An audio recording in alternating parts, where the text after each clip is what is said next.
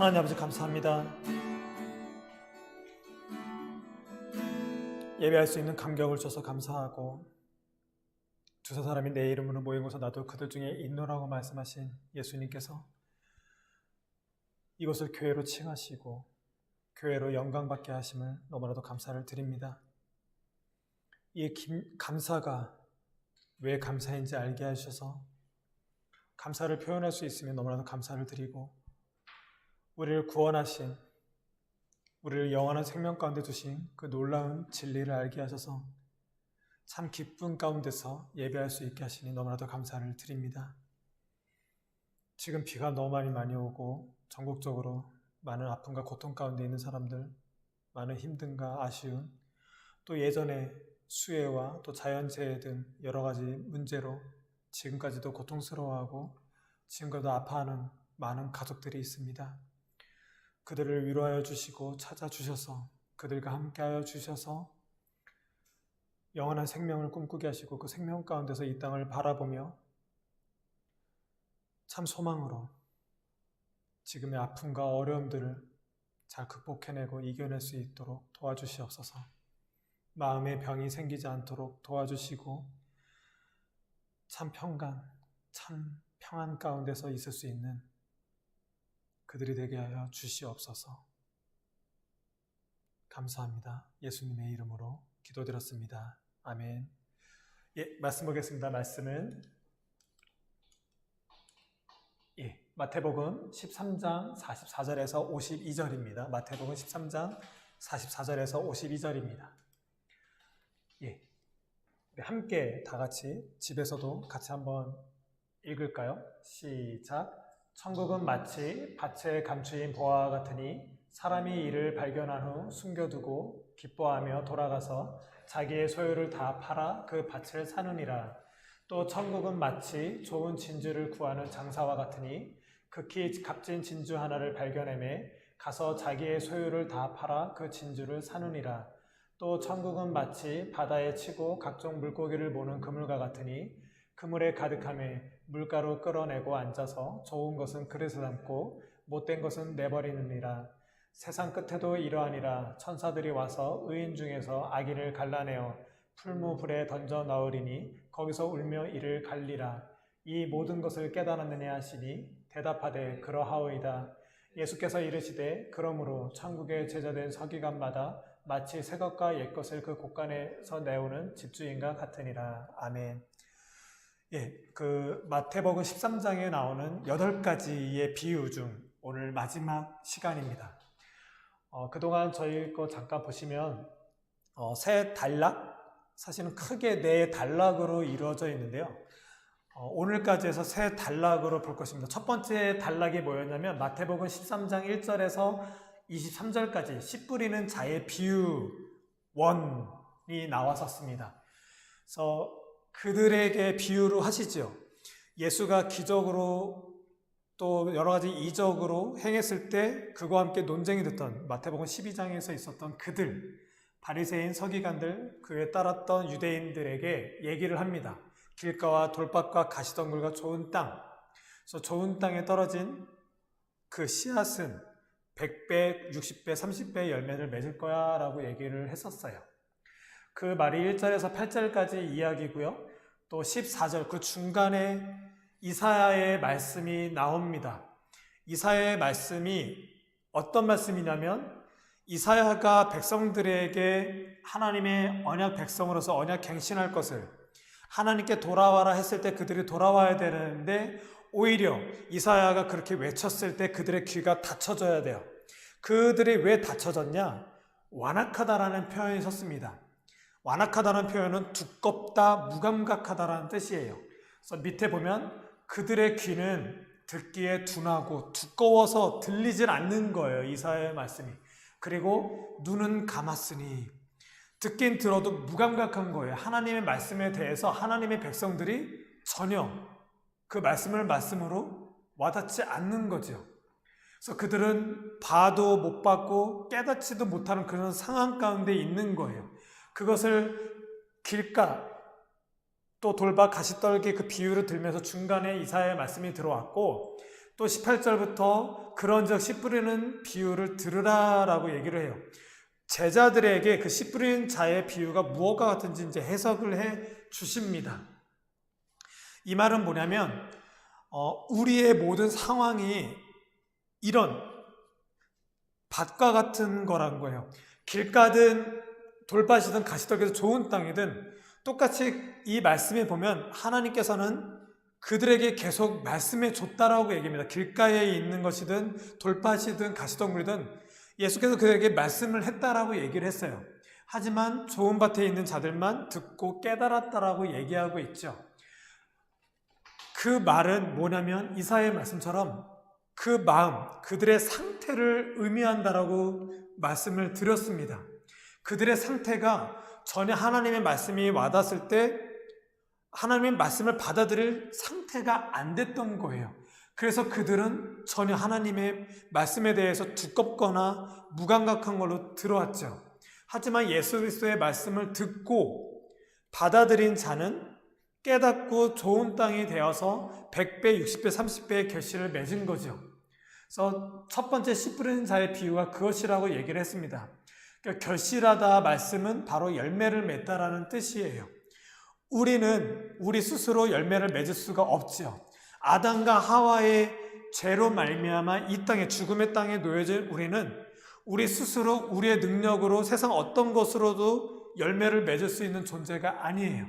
하지만 하나님께서 보내신 예수 그리스도로 말미암아 그를 믿음으로 말미암아 우리는 예수를 믿고 열매를 맺는 존재가 되었다라는 것이 바로 첫 번째 씨 뿌린 자의 비유라고 말씀을 드렸습니다. 이것은 곧 부르심에 관한 이야기라고 말씀을 드렸어요. 씨 뿌리는 자 말씀을 듣고 그것에 응답하는 부르심에 관한 이야기라고 말씀을 드렸습니다. 이 말씀은 구약으로 넘어가면 아브라함이 본토 친척 아비의 집을 떠나 내게 너로 하면서 큰 민족을 이루고 내게 너로 보여줄 땅, 주어가 하나님으로 바뀌었죠. 나라가 형성되려면 국토, 국민, 주권이 있어야 된다고 했어요. 아버지의 집, 주권이 이 땅인 이런 지역에서 내가 너로 주권자가 하나님이 되었죠. 그러니까 이 땅에 살고 있지만 하나님 나라의 부름을 받은 그 아브라함이 갈 바를 모르고 믿음으로 떠났다라고 얘기를 했어요.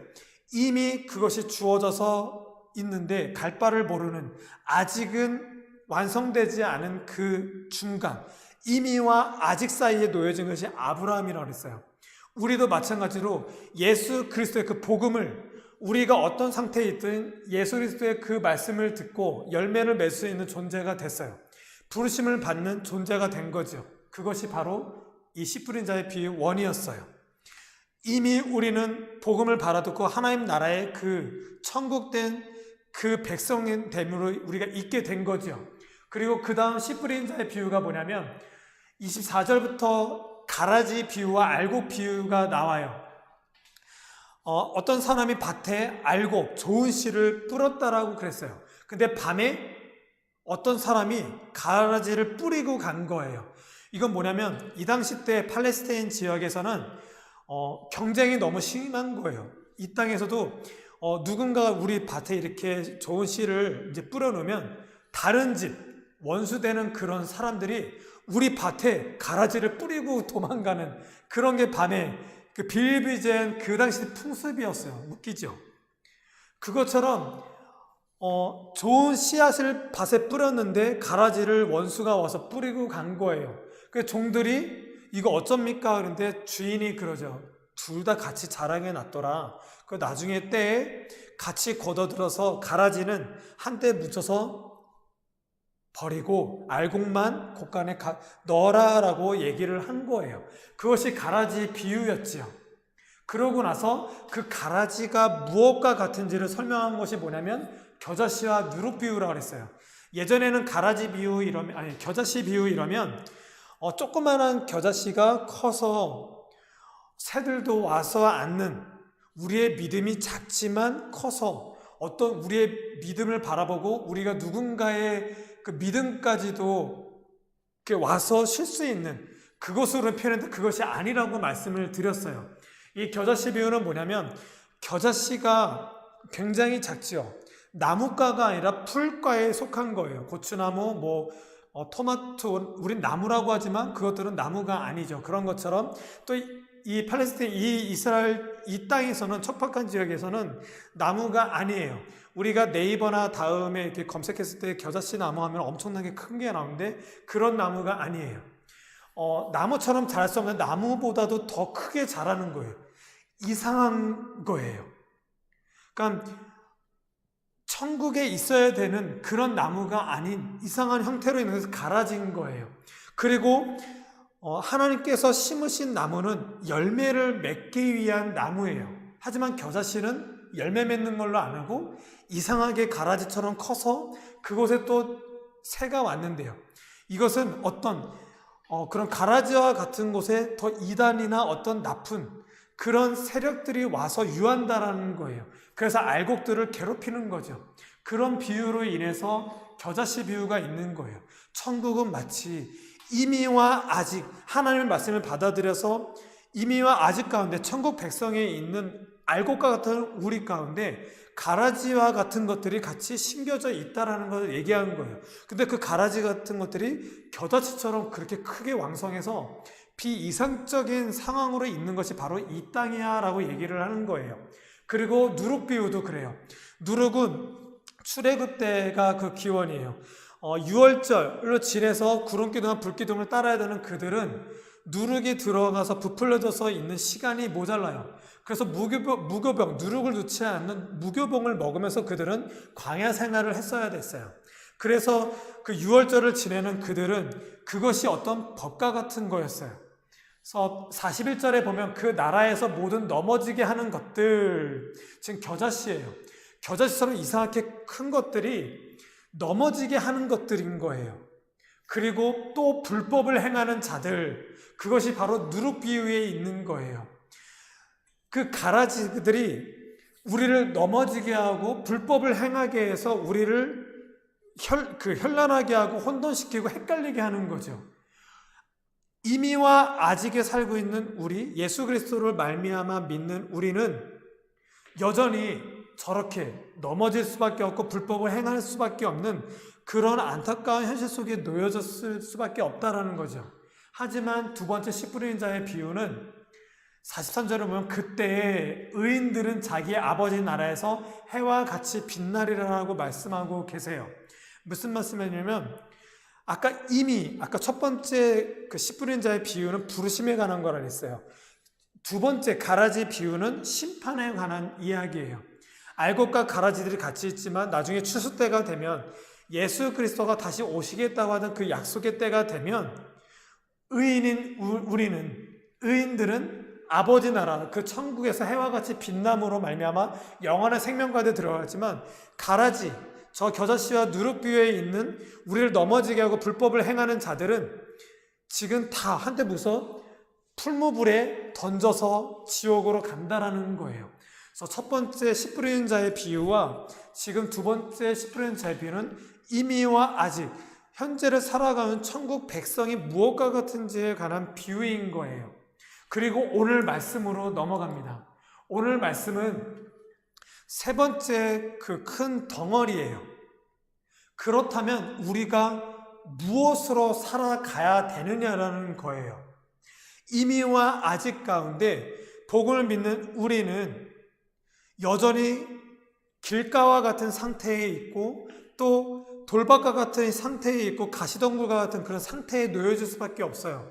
그리고 가라지처럼 저렇게 넘어지게 하는, 우리를 넘어지게 하고 또 불법을 행하게 하는 그런 요소들이 너무나도 많아요.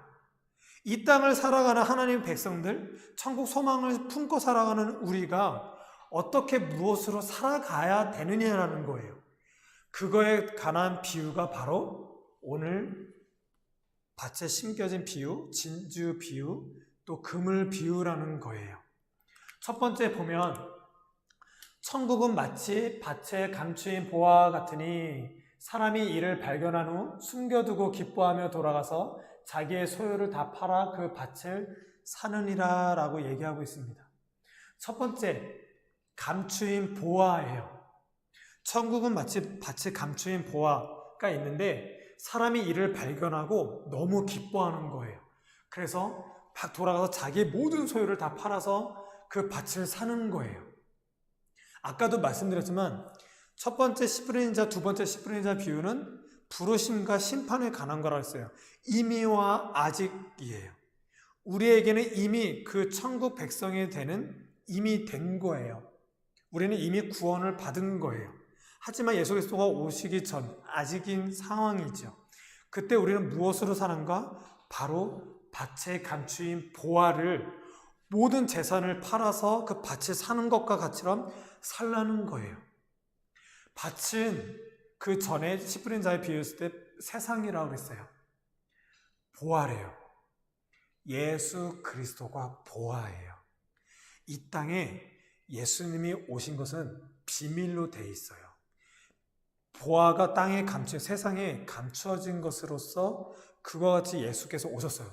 어느 누구나 예수님이 보화로 알아보질 못해요. 하지만 그 사람이 그 밭에 예수님을 발견한 거예요. 이 세상 가운데서 감추어진 비밀로서 있는 예수님을 알아듣게 된 거예요. 말씀으로. 그래서 그 보화를 예수 그리스도를 얻기 위해서 자기 모든 것을 다 상대화시키고 예수님을 영접했다, 예수님을 믿었다라고 한 것이 바로 이 본문인 거예요. 이미와 아직 가운데 놓여진 우리는 무엇으로 사는가? 이 세상에 감추어진 보화를 발견하고 예수님을 발견하고 이 땅의 삶에 이 세상 사람들이 말하는 세상 방식, 그런 가치관, 세계관들을 뒤로하고 오직 예수 그리스도가 보화이니 그 보화를 발견한 그 발견함으로 이 땅을 살아나가라는 거예요. 첫 번째 씨 뿌리는 자의 비유에서 우리의 상태가 어땠다 그랬죠? 길가라 그랬죠. 돌밭이라 그랬죠. 가시덤불과 같다 그랬죠. 믿는 우리도 그 밭과 같은 상태에서 떠날 수가 없어요. 하지만 오늘 그것을 한번 대입해 볼게요. 밭에 감추인 보화래요. 우리의 밭이 만약에 길가 같은 밭이라면 어떻겠어요? 다시 말하면 지금 이 시대를 살아가고 있는 우리도 그래요. 우리가 땅을 살 때 길을 사시나요? 절대로 안 사죠. 지금 저 고속도로가 있어요. 고속도로가 난 그 고속도로가 속해 있는 땅을 우리가 사겠어요? 우리는 안 사요. 똑같아요. 돌밭. 너무나도 이렇게 사업하기 너무 어려운 그 땅을 우리는 살까요? 그리고 가시덤굴이 있는 지금 뭐 사막 같은데 오아시스도 아닌 그런 땅을 우리는 살까요? 값어치가 없잖아요. 그렇죠? 그런 땅에 갔는데 어느 날 길가고 돌밭이고 가시덤굴인데 거기서 우리는 보석을 발견해요. 그 땅 사시겠어요? 안 사시겠어요? 사지요. 그 비유가 바로 이거예요. 씨 뿌린 자의 비유가 바로 그것과 같아요. 우리의 상태는 길과 돌밭, 가시덤굴 같아도 그런 삶 가운데 놓여졌다 하더라도 그 모든 가운데 하나님의 말씀이 주어졌다라고 그 말씀에서 나오고 있어요. 어떤 밭이든. 그 말씀이 진짜 밭에 감추인 보화처럼 들려졌느냐는 거예요. 아무리 가시덤굴 같아서 내 믿음이 자라지 않고 막 찔리면서 염려와 근심 가운데 있더라도 진짜 보화를, 예수 그리스도를 발견하는 거죠. 단순히 말씀을 줘서 깨달아라, 세상의 어떤 좋은 말들, 격언 같은 것들, 속담 같은 것들, 어느 뛰어난 사람이 어떤 철학가가 말하면서 아 그래, 이런 자각하고 깨닫는 개념이 아니에요. 그런 돌밭 같고 그런 가시덤굴 같은 데서도 우리를 구원하게 오신 예수 그리스도가 찾아왔다라는 얘기예요. 단순히 그냥 어떤 격언과 같은 말씀이 주어졌기 때문에 그걸 깨달으라는 개념이 아니에요. 이 땅의 안타까운 현실 속에 실존 가운데 있는 우리라도 예수 그리스도가 너에게 찾아왔어, 그거예요. 태초에 하나님이 이 땅을 만드실 때 말씀으로 하셨어요. 창조주 하나님과 피조물인 이 땅, 우리가 이 땅을 연결해 주는 건 하나님의 말씀이에요. 그 말씀이 육신이 되어서 우리 가운데 왔더라는 거예요. 땅에 그 밭에 감추인 보화가 우리에게 왔다라는, 예수 그리스도가 왔다라는 거예요.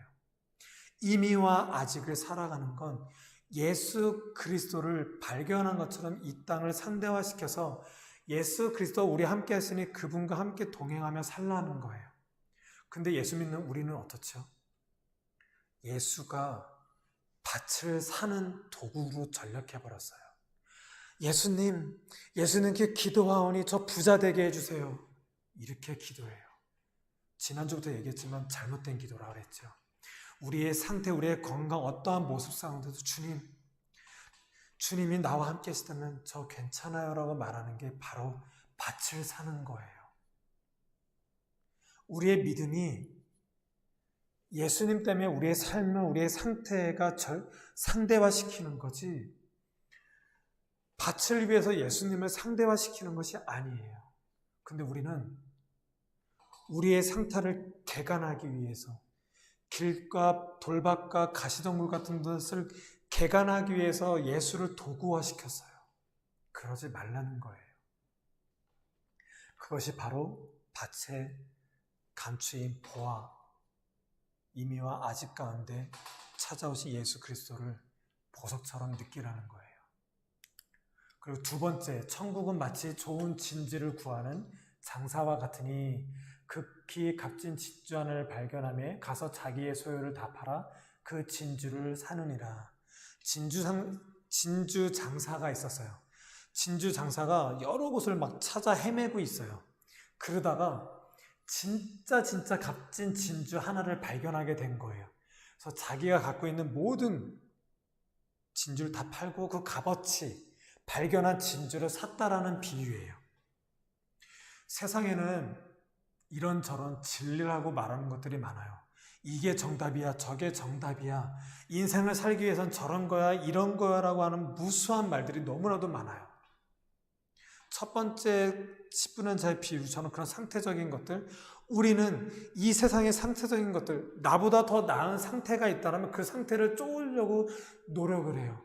내가 지금 이렇게 작은 집에 살고 있다면 큰 집에 사는 것이 마치 어떤 큰 가치가 돼버렸죠. 어떤 나보다 나은 사람들, 나보다 더 학벌이 좋거나 나보다 더 이상적인 삶을 살고 있으면 그것이 마치 좋은 그런 세계인 양, 그런 삶의 방식인 것으로 우린 다 그것의 삶의 방식에 다 떨어져 있죠.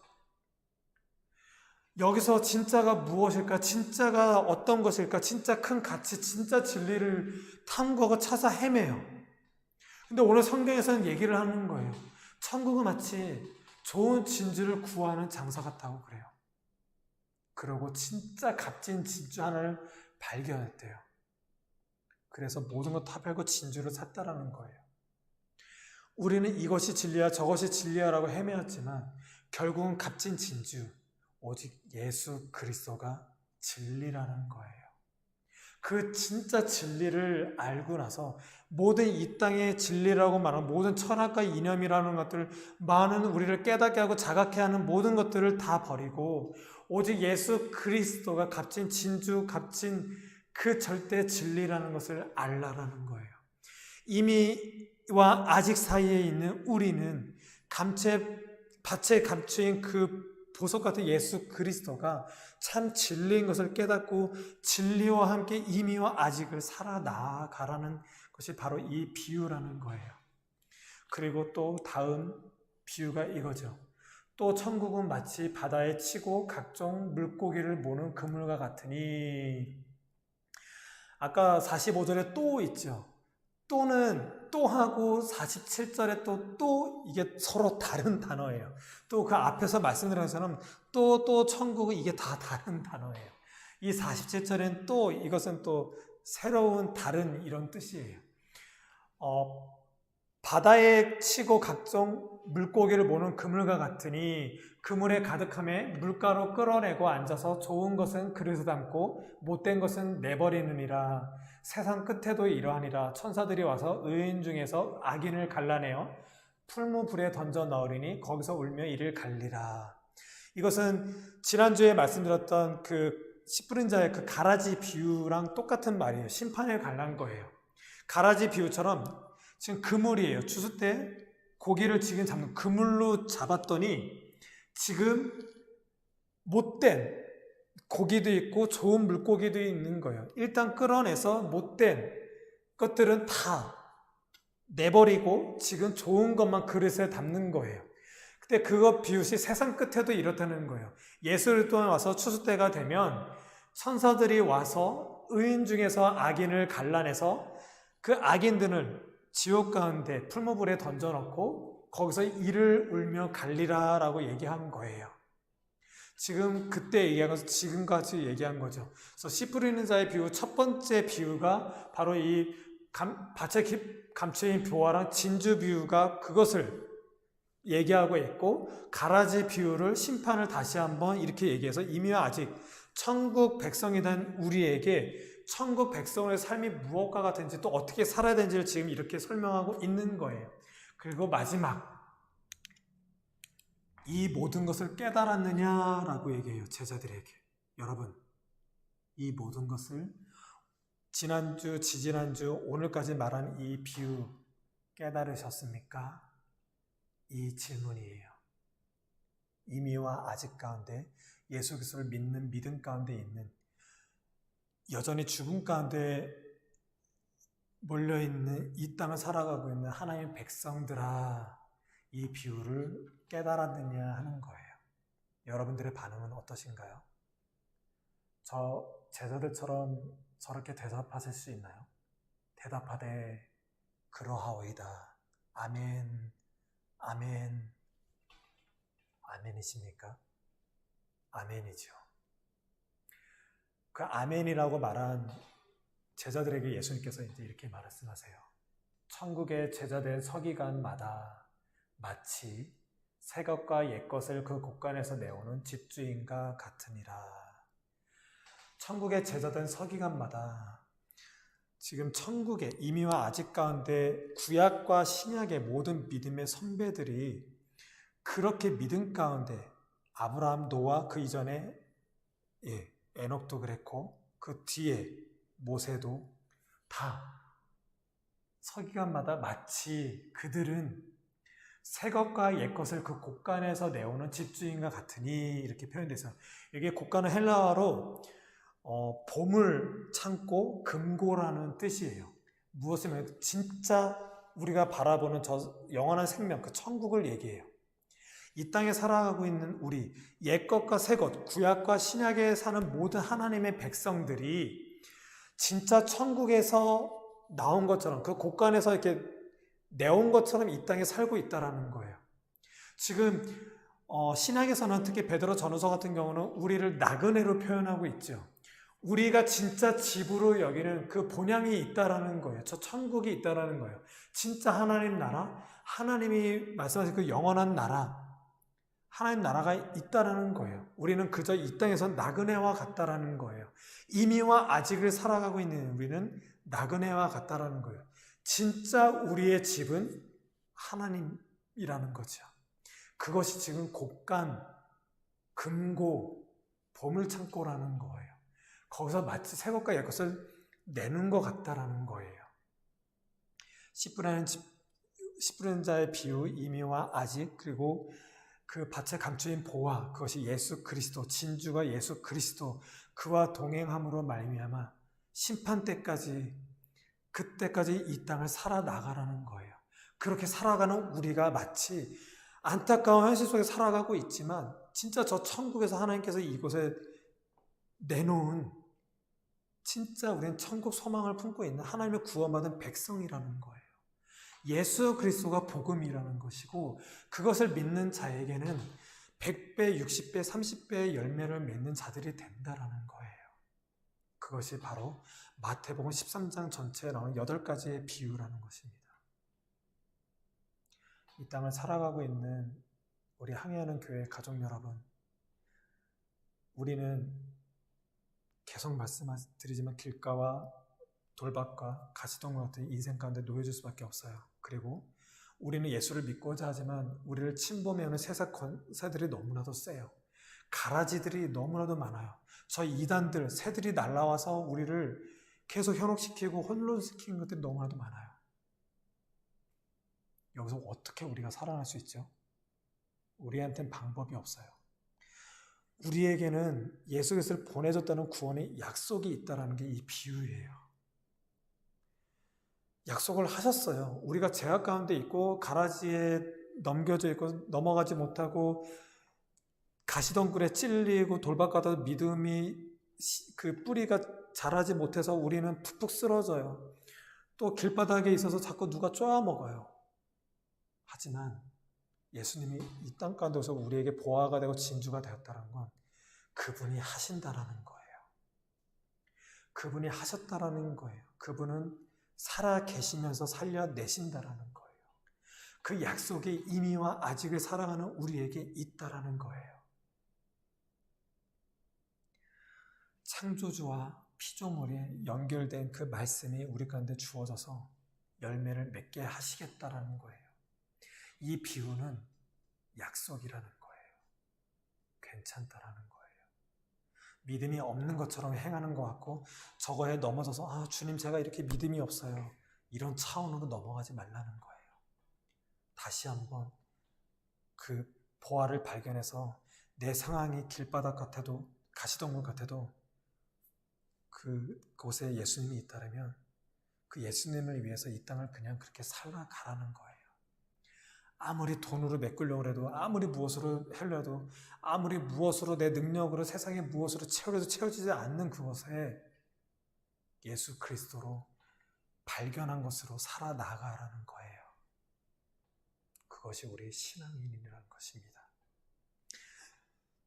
이렇게 밭에 감추인 보화로 진짜 진리이신 예수 그리스도로 이 땅을 살아가시는 항해하는 교회 가족 여러분이 되시길 예수님의 이름으로 축복합니다. 기도하시겠습니다. 하나님 아버지, 이미와 아직 예수 그리스도로 말미암아 하나님 나라의 백성이 된 우리가 여전히 죽음 가운데 내몰려진 이 땅, 무엇으로 채우려도 채워지지 않는 이곳, 가라지와 같은 것으로 계속 공격받고 있는 우리가 무엇으로 살 수 있습니까? 우리를 구원하신 그 약속의 말씀으로 우리는 살아갑니다. 우리가 믿음이 없고 믿음이 연약하여도 우리의 믿음이 우리의 신령과 같은 이것으로 인해서 살아가는 것이 아니라 연약할 수밖에 없는 우리의 믿음이 아닌 약속하신 약속을 이루시는 신실하신 하나님의 약속을 믿는 그 믿음으로 우리가 나아갑니다. 그렇게 나아가겠습니다. 그 약속을 주시니 너무나도 감사합니다. 그 약속을 믿고 이미와 아직 이 땅에서 밭에 감추인 보화처럼 예수님을 발견하고 기뻐하며 살아갈 수 있게 하시고 세상의 많은 진리들을 상대화시켜서 값진 진주처럼 예수 그리스도를 그렇게 참 진리로 여기고 살아갈 수 있는 우리가 될 수 있도록 하나님 주장하시고 역사하여 주시옵소서. 이제는 우리 주 예수 그리스도의 은혜와 하나님의 사랑과 성령의 교통하심이 이미와 아직을 살아가는 하나님의 백성인 우리가 꼭 이루시고 우리를 참 구원, 영원한 생명 가운데로 두시기 원하시는 예수 그리스도를 믿기를 원하는 항해하는 교회 모든 가족들과 또 가족의 가족들과 이 수혜를 겪는 고통 가운데 있는 모든 사람들 가운데 이제로부터 영원까지 함께할지어다. 아멘. 네, 감사합니다. 또 한 주간도 하나님의 승리로, 약속의 승리로, 약속으로 이끄시는 그 이끄심을 믿고 사시는 여러분 되시길 바라고 또 다음 주에 또 이렇게 예배 가운데서 만나 뵙도록 하겠습니다.